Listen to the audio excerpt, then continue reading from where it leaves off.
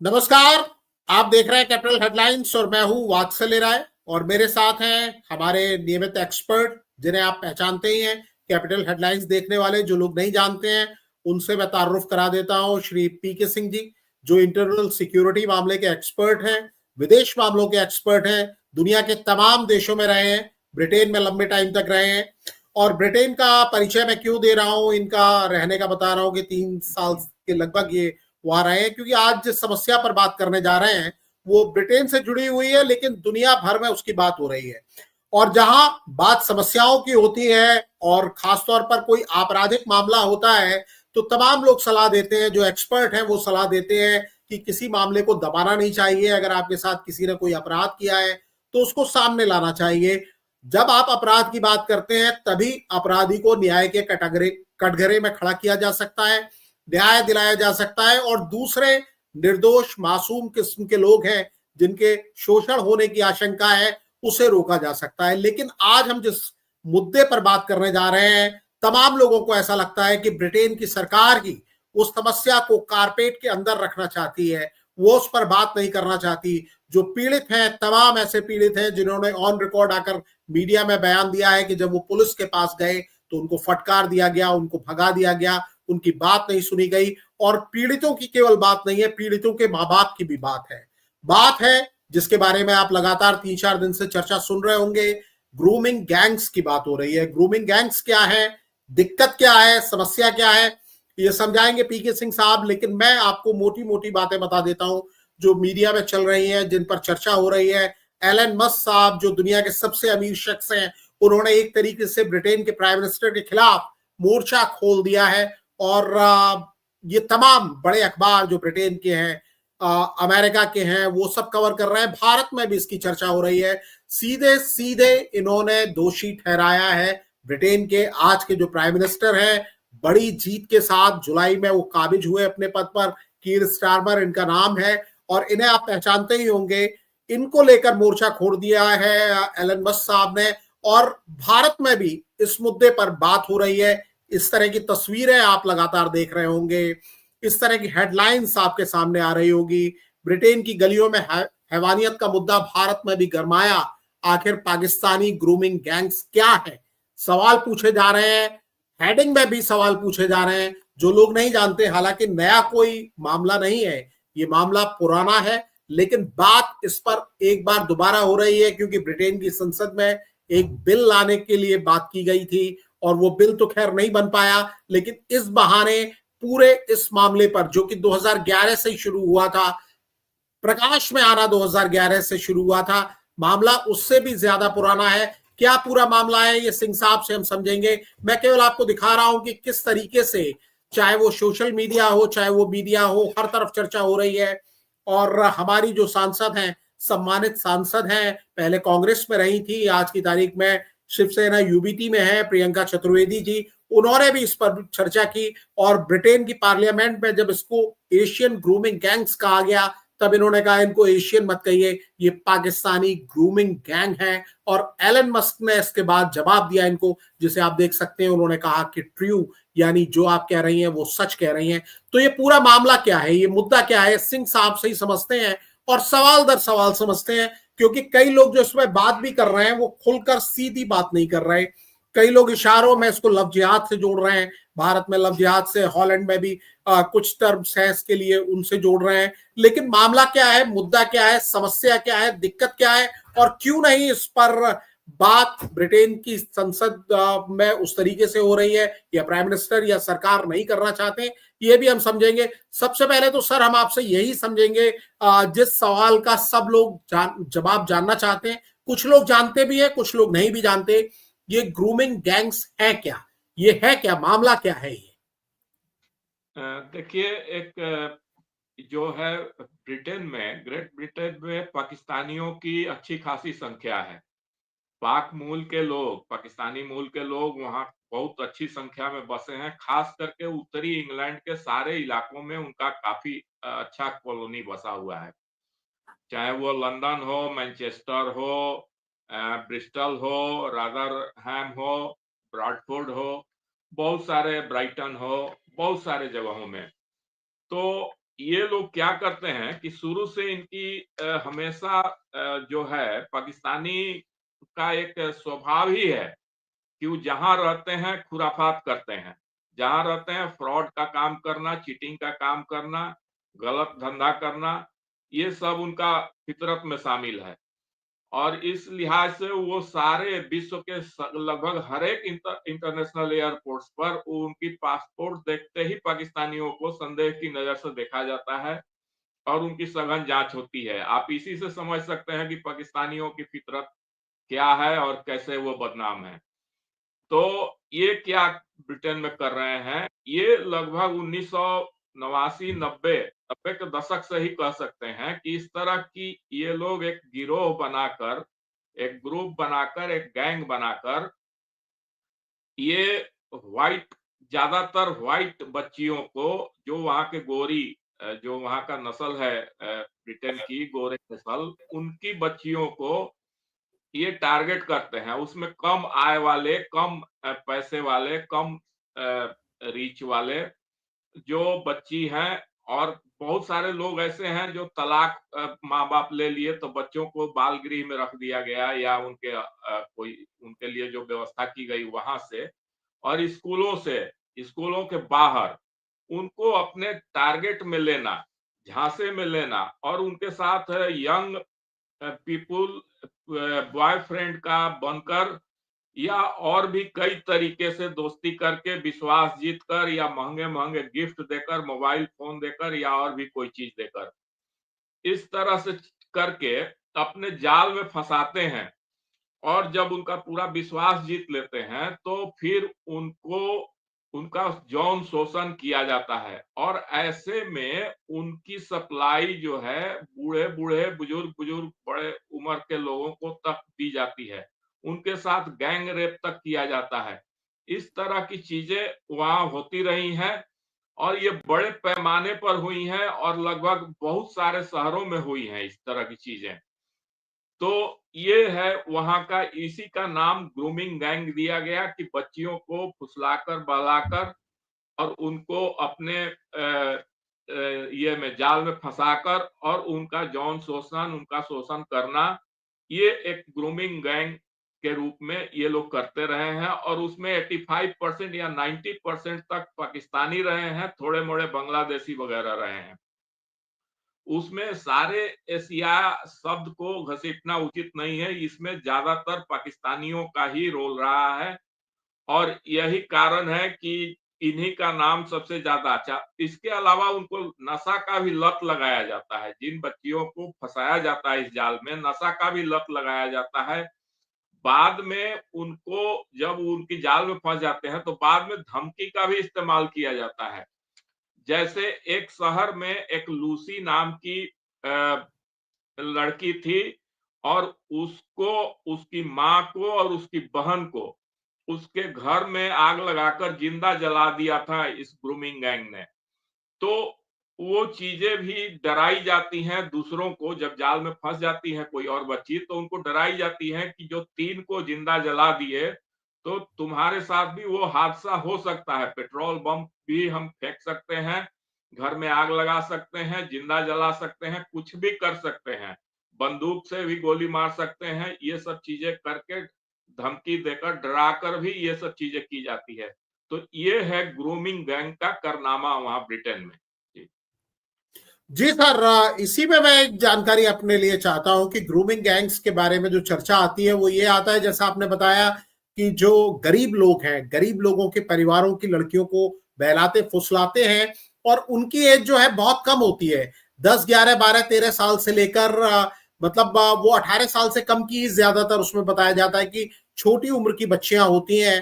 पहले उनको प्रलोभन दिया जाता है, तमाम तरह की चीजें दी जाती हैं, मॉल में ले जाते हैं वो लोग और ये करते हैं, और बाद में उनको वफादारी साबित करने के लिए कहा जाता है। तो क्या वाकई ये गैंग्स जो हैं ये बाद में अपनी वफादारी साबित करने के लिए लड़कियों के ऊपर दबाव बनाते हैं? इस तरह की चीजें जो मीडिया में रिपोर्ट की जा रही हैं, क्या आपके सामने भी ऐसी जानकारी जिस समय आप लंदन में रहा करते थे? क्योंकि ये मामला आज का नहीं है, दोबारा इस पर चर्चा हो रही है, मामला थोड़ा सा पुराना है। जी, दरअसल हम तो 1990 के दशक में वहां रहे, तो वहां उस टाइम इस ये सब चीजें उतनी हाईलाइटेड नहीं थी। ये मालूम था कि पाकिस्तानी जो है वहां बहुत तरह के कुकर्म करते हैं। जैसे मैं बता दूं एक आध घटना कि वहां वो रहकर एक मैं घटना बता रहा हूं आपको, मेरी एकदम अपनी निजी जानकारी में है। दो दोस्त वहां गए थे पढ़ने के लिए, और एक ने अपना बीमा करवाया वहां, और बीमा करवाकर और वो कुछ दिन के लिए छुट्टी आया पाकिस्तान, और उसमें बीमा में उत्तराधिकारी अपने दोस्त को बना दिया था, और वो पाकिस्तान से अपना ही डेथ सर्टिफिकेट वहां भिजवा दिया। उसका दोस्त जो है वो क्लेम किया, बीमा कंपनी को संदेह हुआ तो उसने जांच बैठाया, लेकिन उसके दोस्त ने सारा चीज मैनेज कर लिया, और पाकिस्तान में जो रिश्वतखोरी के बल पर वहां मेडिकल अफसर, चीफ मेडिकल अफसर या हॉस्पिटल का ऑथेंटिक कागज भी वहां से प्रोड्यूस कर दिया गया, और वो बीमा की राशि उठा ली गई। ये चीज है। दूसरी चीज है कि वहां पाकिस्तानी जो रहते हैं अपने ही घरों में नया सामान खरीद कर लाते हैं, सामान का इंश्योरेंस करा लेते हैं, और फिर चोरी कर लेते हैं, और चोरी करके पुलिस में रिपोर्ट लिखाकर और फिर उसका इंश्योरेंस क्लेम कर लेते हैं, जबकि वास्तव में वो चोरी हुई नहीं रहती है। तो इस तरह की चीजें, हरकतें और भी बहुत तरह के फरेब वो करते हैं, बहुत तरह के फरेब करते हैं, अनगिनत किस्म के, उनकी गिनाने में घंटों लग जाएंगे। तो ये चीजें हैं।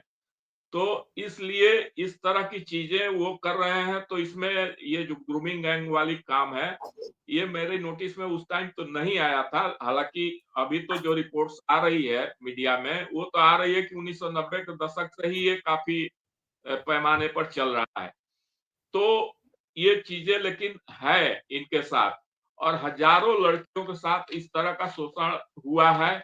और जो कह रहे हैं कि विश्वास जितना उनको वफादारी साबित करना, वफादारी साबित इस सेंस में है कि जैसे उनको ड्रग एडिक्शन, उनको गिफ्ट और उनके साथ दोस्ती का एक नशा चढ़ाकर वो उनको इस काम में लगाते हैं। और उनको, चूंकि इतनी टीनेज एज होती है, कम एज होती है, 11 से 18 साल का जो एज ग्रुप है, उसमें लोगों की अपनी भविष्य की बहुत ज्यादा ये नहीं रहता है, और बहुत ज्यादा सोचने विचारने की क्षमता नहीं रहती है आगे पीछे। तो वो उनको इस तरह से इमोशनल ब्लैकमेल करके कि अपनी वफादारी इस रूप में साबित करनी है, और वो राजी हो जाती हैं। तो इस तरह की चीजें होती हैं। जी जी सर, अब अगले सवाल पर आते हैं। वैसे तो आपने उसका थोड़ा सा जिक्र कर दिया है, लेकिन एक चर्चा और चल रही है, एक सवाल और पूछा जा रहा है कि एशियाई वर्सेस पाकिस्तानी।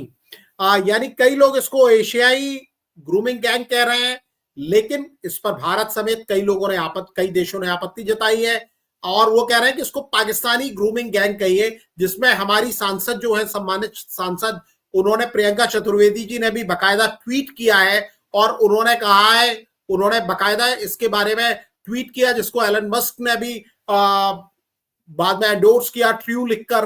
उन्होंने कहा, repeat after me, they aren't Asian grooming gangs but Pakistani grooming gangs. ये आप जरा समझाइए कि ये मामला क्या है, हालांकि आपने संक्षेप में तो बताया ही है। जी, देखिए ऐसा है कि ग्रेट ब्रिटेन एक समय था कि पूरी दुनिया पर राज करता था। उसके राज में सूरज का अस्त और सूरज का उदय नहीं होता था। तो इस हिसाब से आप समझ सकते हैं कि भारत समेत बहुत सारे देशों पर, एशिया के बहुत सारे देशों पर उसका कब्जा था, और इसलिए बहुत सारे देश कॉमनवेल्थ के भी मेंबर्स हैं, और बहुत सारे देशों के लोग ब्रिटेन गए। तो उसमें भारत भी है, मलेशिया भी है, इंडोनेशिया भी है, फिलीपींस भी है, ये सारे एशियन कंट्रीज हैं। यहाँ तक कि सऊदी अरब और अरब के भी बहुत सारे लोग व्यापारिक कारणों से या अन्य कारणों से, क्योंकि लंदन अच्छा जगह है, इंग्लैंड अच्छा जगह है, रहने लायक जगह है, तो एक सिस्टमेटिक लाइफ है वहां। तो बहुत सारे लोग वहां रहते हैं, इवन ईरान के लोग भी वहां रहते हैं। तो इसलिए सारे लोगों को, खास करके मैं तो कई मलेशिया के लोगों से मिला, कई इंडोनेशिया के लोगों से भी इंटरेक्शन होता था, फिलीपींस के लोगों से होता था, ये तुर्की के लोगों से होता था।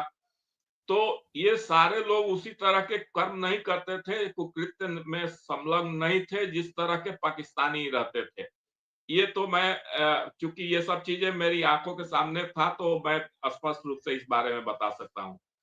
तो इसलिए सारे देशों को, एशिया के जितने भी देश हैं, उनको ऑब्जेक्शन होना बिल्कुल स्वाभाविक है और निश्चित रूप से ब्रिटेन सरकार की जिसने भी जिम्मेवार व्यक्ति ने इस शब्द का यूज किया है वो बहुत ही गलत किया है। और इसमें प्रियंका चतुर्वेदी जी ने जो आवाज उठाई है निश्चित रूप से बहुत सराहनीय कदम है उनका। एक चीज तो ये हो गया। दूसरी चीज ये हो गया कि वहां जो है लेबर पार्टी की सरकार है। अब आप इतने से ही समझ सकते हैं कि उनकी जो विचारधारा है वामपंथी विचारधारा, जैसे हमारे यहाँ लेफ्ट लिबरल विचारधारा है, जो अपने आप को एक सेकुलर और एक लिबरल विचारधारा के रूप में प्रचारित करते हैं, तो वो जैसे हम लोग देखते हैं कि यहाँ लव जिहाद की बात उठती है, केरल हो या देश के अन्य हिस्सों में लव जिहाद की बात काफी प्रखरता से उठती है। लेकिन वामपंथी जो लोग हैं वो हमेशा इस चीज को डिनाई करते हैं और इसको विरोध करते हैं कि इस तरह की चीजें वैमनस्य फैलाने वाली चीजें हैं, ये हिंदू मुस्लिम करने वाली चीजें हैं, वगैरह वगैरह करके उसको काउंटर करते हैं। ठीक उसी तरह लेबर पार्टी भी इस चीज को नहीं चाहती है कि पाकिस्तानी ग्रूमिंग गैंग कहकर पाकिस्तानियों को नाराज किया जाए। एक अच्छा खासा उनका वोट बैंक है, अच्छी खासी तुष्टीकरण की नीति पर ये लेबर पार्टी वाले चलते हैं, इनको उनका थोक भाव में वोट मिलता है। तो ये सब चीजें भी हैं जिसको लेकर लेबर पार्टी पर काफी, लेकिन लेबर पार्टी को इस मुद्दे पर काफी अटैक का भी सामना करना पड़ रहा है। अब तो इसने यहाँ तक जो एलन मस्क है अमेरिका के नंबर 1 बिजनेसमैन, उन्होंने तो यहाँ तक किंग चार्ल्स को कह दिया, जो ब्रिटेन के अभी राजा हैं, महाराजा हैं, उनको ट्वीट के माध्यम से कहा कि संसद को बर्खास्त कीजिए, पीएम कीर स्टारमर को बर्खास्त कर दीजिए। और यहाँ तक कि वहां के सुरक्षा मंत्री जो हैं जेस फिलिप्स, इस तरह का कुछ नाम है उनका, उनको तो जेल भेजने की भी उन्होंने अपने ट्वीट में मांग किया, क्योंकि ये सुरक्षा मंत्री ने इस पर जांच करने से मना कर दिया। तो क्योंकि सारे मामलों की जांच की मांग वहां कंजर्वेटिव पार्टी के लोग उठा रहे हैं और कह रहे हैं कि शुरू से सारी घटनाओं की जांच सघन तरीके से हो, और इसको ये लोग खारिज कर रहे हैं, उस पर उनकी गिरफ्तारी तक की मांग कर डाली। जी जी सर, इसी क्रम में मैं अगला सवाल भी आपसे पूछ लेना चाहता हूं कि ब्रिटेन की पार्लियामेंट में अभी काफी कुछ हुआ, वो क्या हुआ उसके बारे में भी हमारे देखने वालों को बताइए कि जो ये बहस हुई, किस तरह की बहस हुई, क्या बिल आने वाला था, क्या वहां के एमपीज ने कहा, क्योंकि कीर स्टारमर साहब के पास बहुमत है, 300 से ज्यादा वोटों के साथ वो बिल खारिज हो गया। वो पूरा मामला क्या है, जरा वो भी जरा आप बताएं। जी दरअसल ये जो है कंजर्वेटिव पार्टी की लोगों ने संसद में ये मामला उठाया कि पूरे उत्तरी इंग्लैंड में बाल यौन शोषण की दशकों पुराने सभी मामलों को नए सिरे से जांच की जानी चाहिए। और कीर स्टारमर जो वहां के प्रधानमंत्री हैं, उन्होंने इसको खारिज किया। और एक चीज और है, कीर स्टारमर जो है क्राउन प्रोसिक्यूशन सर्विस सीपीएस का हेड रहे हैं 2008 से 2013 तक। तो उस टाइम भी उनके सामने इस तरह की कई मामले आए जिसमें बहुत कम कार्रवाई हुई, बहुत सारे मामलों पर आंख मूंद लिया गया, टाल दिया गया, उस पर ज्यादा ये लोग आगे नहीं बढ़े। इन सब चीजों को लेकर काफी गर्मा गर्मी हुई और जो है वहां लोग कॉमन्स में, हाउस ऑफ कॉमन्स में इस पर ये हुई, मतदान भी हुआ, जिसमें 364 के मुकाबले 111 वोट पड़े कंजर्वेटिव पार्टी के तरफ से। तो कंजर्वेटिव पार्टी की मांग जो है वो खारिज कर दी गई। और एक चीज और है कि एक पूर्व गृह मंत्री हैं ब्रेवरमैन, उन्होंने भी एक कलम में लिखा है कि लगभग सभी ब्रिटिश पाकिस्तानी पुरुष जो हैं इस गैंग के हिस्सा रहे हैं और इसमें सघन जांच होने की बहुत ही आवश्यकता है। तो इन सब चीजों को खारिज करने के कारण ही ये विवाद बहुत ज्यादा बढ़ गया और अभी कंजर्वेटिव पार्टी इसको लेके शांत नहीं बैठने वाली है और कंजर्वेटिव पार्टी इस चीज को लगातार उठा रही है। इतना ही नहीं, एक जो है पत्रकार हैं वो इस चीज को काफी उठा रहे थे, उनको गिरफ्तार कर लिया गया है और उस पर भी काफी जो है बवाल मचा हुआ है।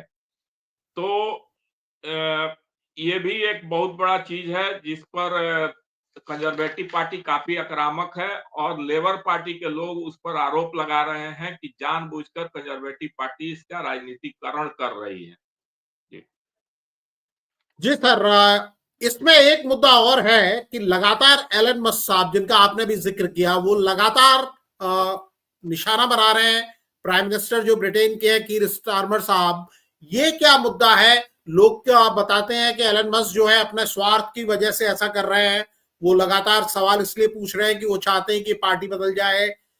दूसरे धड़े को ये समर्थन दे रहे हैं, नई एक पार्टी जो है ब्रिटेन की, उसको ये समर्थन देते हैं और इनका पुराना अंदर से कुछ चल रहा है इस वजह से स्टारमर साहब के ऊपर। और ये एक ऐसा मुद्दा मिल गया है, एक इमोशनल मुद्दा मिल गया है, जहां ब्रिटेन के लोग, जो गोरे लोग, जैसा आपने कहा कि जो पाकिस्तानी मूल के लोग हैं, जो ग्रूमिंग गैंग के मेंबर्स हैं, जिन लोगों को निशाना बना रहे हैं, उसमें 85% लड़कियां जो हैं, छोटी बच्चियां जो हैं, वो गोरी लड़कियां हैं।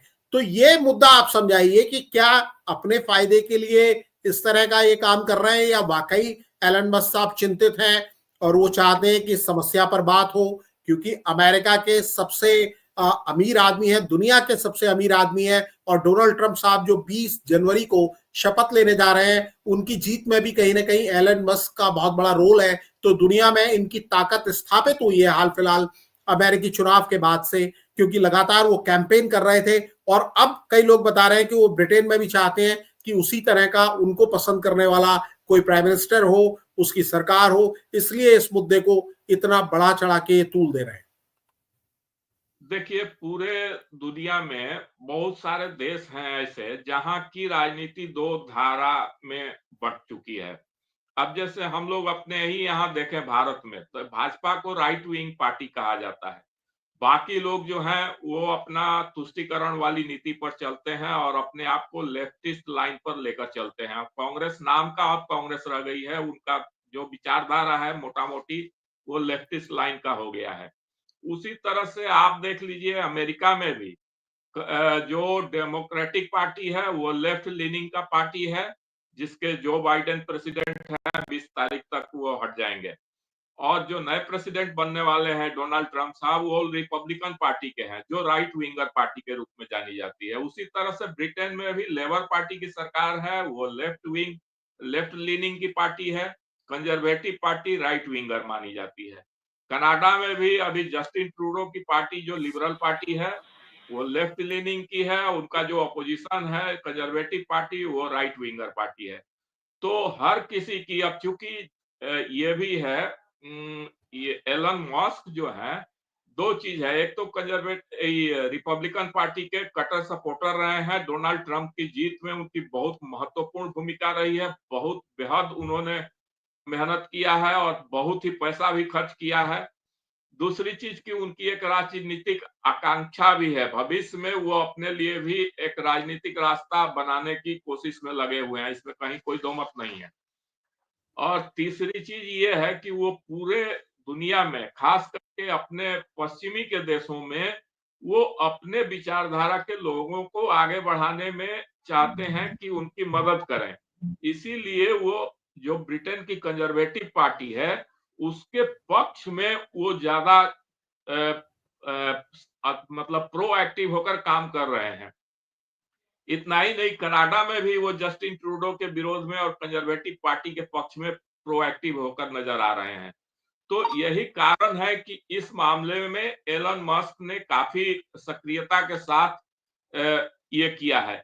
एक चीज और मैं बता दूं, भले किसी को प्रिय लगे अप्रिय लगे, एक चीज और है कि एलन मस्क का कुछ कुछ हद तक एक व्हाइट सुप्रीमेसी का भी सेंटीमेंट है उनके अंदर, एक उस तरह का भी अप्रोच है, उस तरह का भी दृष्टिकोण है कि व्हाइट लोग सुप्रीमेसी, तो उनको ये भी एक कचोट रहा है दिल कि ये पाकिस्तानी आकर व्हाइट कलर के जो बच्चियां हैं उनके साथ इस तरह का कुकृत्य कर रहे हैं, क्योंकि ये अगर थर्ड वर्ल्ड के कोई होता तो उस पर उनकी ज्यादा चिंता नहीं हो सकती थी, लेकिन ये चूंकि व्हाइट कलर का मामला है तो इसलिए भी थोड़ा कुछ ज्यादा ही उस पर ये कर रहे हैं।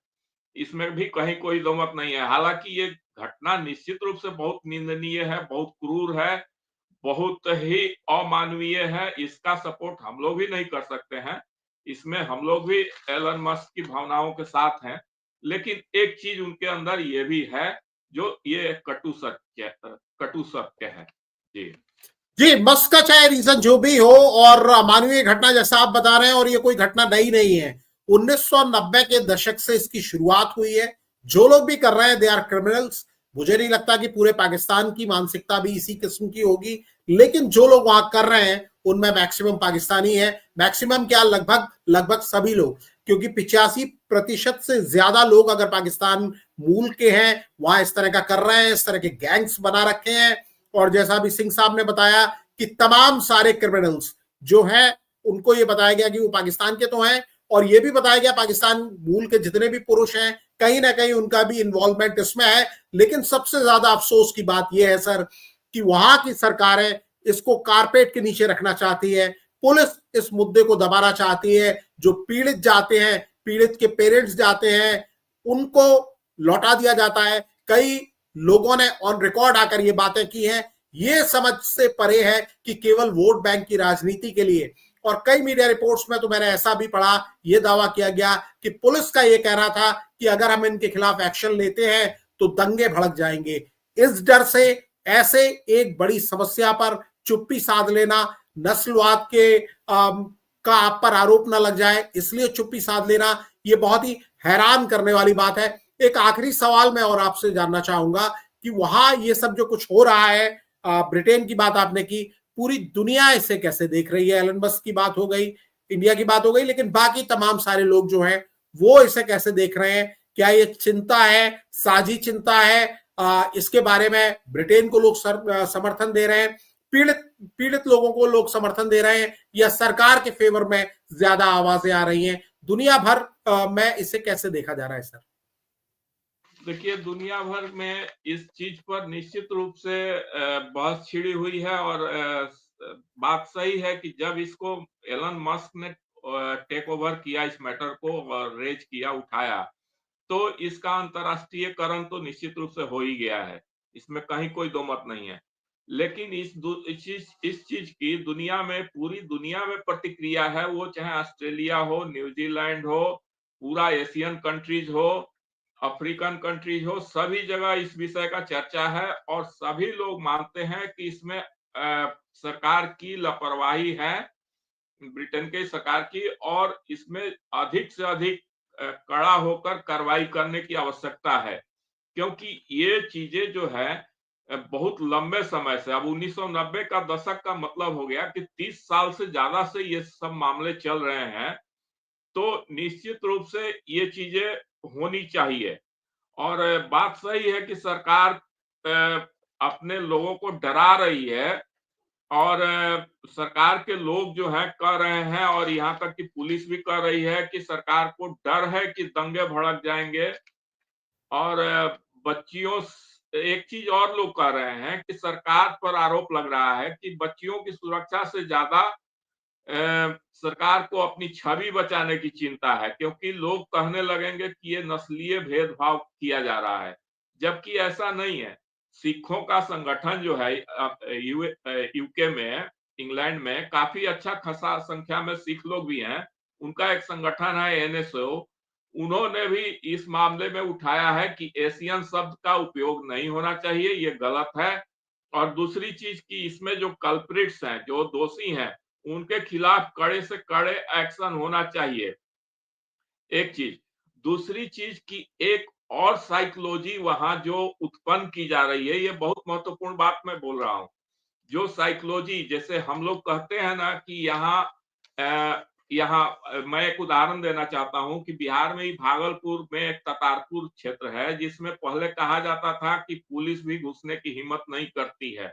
उस तरह से वहां भी जैसे एक टेलफोर्ड टाउन है वहां, उसमें कुछ इलाके ऐसे हैं जहां पाकिस्तानी 100% बसे हुए हैं। उस एरिया में वहां की पुलिस घुसने से बचती है, डरती है।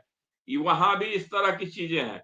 लेकिन यदि दृढ़ इच्छा शक्ति हो तो यूपी में योगी आदित्यनाथ की पुलिस तो अब कहीं भी घुस जा रही है। किसी एरिया में आप उसको घुसने से लॉ एंड ऑर्डर की व्यवस्था या लॉ एंड ऑर्डर की अगर आवश्यकता है, नीड है, तो पुलिस वहां जाने से अब नहीं डरती है, नहीं हिचकती है।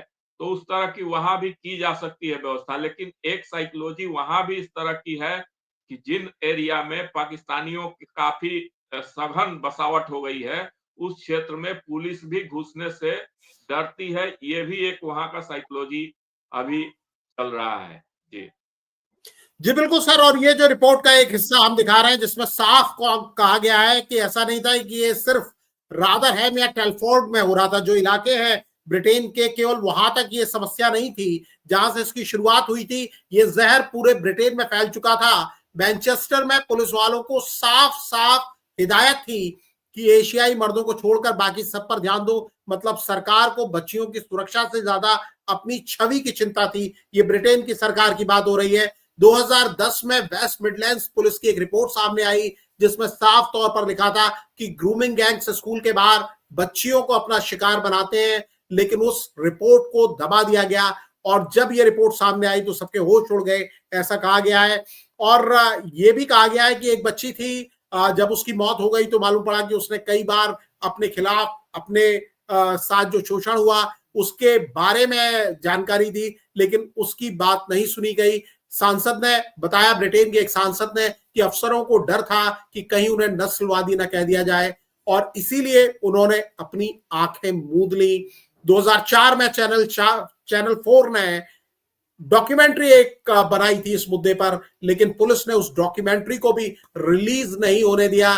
लेकिन आज की तारीख में जो बात हो रही है, जो चर्चा हो रही है, और ये पूरा मामला क्या है, जो लोग जानते हैं वो तो जानते ही हैं, लेकिन जो लोग नहीं जानते उनके लिए हमने सिंह साहब को आमंत्रित किया, क्योंकि ब्रिटेन में रहे हैं, वहां के हाल को अच्छी तरीके से जानते हैं, वहां की मानसिकता को बहुत अच्छी तरीके से पहचानते हैं। पाकिस्तान में भी ये रहे हैं और लंबे समय तक रहे हैं, तो पाकिस्तान के लोग कैसा सोचते हैं, क्या उनके दिल में है, किस तरह का वो बिहेव करते हैं, उस पैटर्न को भी इन्होंने बहुत करीब से देखा है। इसीलिए इतने विस्तार के साथ इन्होंने सारे सवालों के जवाब एक उस मुद्दे पर जिसे ब्रिटेन की सरकार खुद चाहती है कि कारपेट के नीचे रहे, जिसके बारे में बात ना हो, कहीं उसके ऊपर नस्लीय होने का ठप्पा ना लग जाए। लेकिन इतने बड़े अपराधों के लिए आंखें मूंद लेना कितना सही है, इसके बारे में आप भी सोचिए और कमेंट करके कुछ कहना चाहते हैं तो हमें जरूर बताइए। सिंह साहब, आपने वक्त दिया, जानकारी दी, इस पूरे मामले को बहुत अच्छे तरीके से समझाया। आपका बहुत बहुत आभार, शुक्रिया, नमस्कार।